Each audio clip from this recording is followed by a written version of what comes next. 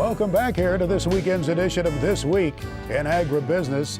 We see it all the time, don't we? Every time we're around those young men and women of the FFA, how wonderful the leadership opportunities are for those young people. Truly is, and every year they seem to come up with stronger leaders when they elect that national officer team.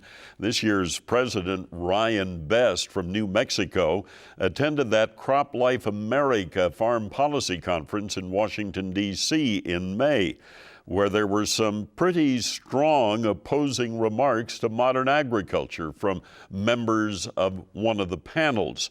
And I asked Orion Best how he felt about some of those anti-modern agriculture remarks. Well, I actually enjoyed listening to the other viewpoints. It definitely showed a different aspect to agriculture than what we're often exposed to. What I really enjoyed about it is it definitely showed me the influence that blogging and new media can really have on the public, and as well as it gave me ideas as to how we can possibly use that tool to really further our cause and further the message that agriculture would like to spread. I feel one of the biggest challenges that I was seeing in that room was how do we come up with a unified message, a unified front to be able to show the public. As a young person in agriculture, it's going to fall heavily on my generation to change the public's perception of agriculture, and really I think it comes down to how do we unify our message and to be able to do that. A couple of those bloggers would like to have you go back to farming the way your granddad did. So how do you respond to that? I definitely think we have to embrace where we've been, but at the same time we have to look forward to where we're going. And you know, traditional agriculture brought us a long ways. It really did.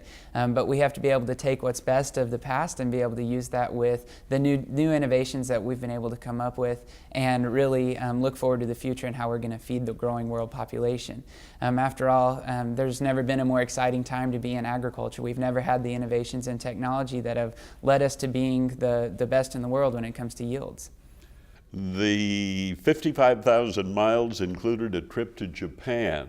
Tell me about it. Japan was an incredible experience. It was one of those things that I won't do it justice in describing it to you, but it was an incredible opportunity for my teammates and I to get to experience agriculture on an international level. It definitely gave us a renewed appreciation for what we have here in the United States, as well as to see the different opportunities and possibilities out there. While we were in Japan, we got the opportunity to visit with the Mitsui company, who is actually one of our sponsors in enabling us to go to Japan. And it was so neat to be able to see that middle person that's really involved in distributing those agricultural goods and in buying and selling, and how do they make all of that work. It was an incredible experience in visiting their company. We also got the opportunity to go through a few tofu factories and see that portion of agriculture that a lot of times we don't see here in the United States. But it was one of the most incredible experiences. And did you stay in homes with yes, sir. FFJ members? Yes, sir, we sure did.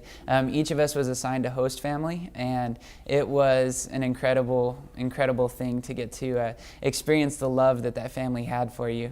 I came away with the realization, or well, maybe a reinforcement, that there are two things in life that are always the same, no matter what ethnicity, no matter what kind of language you speak, no matter any cultural differences, and that is family and the way that family loves.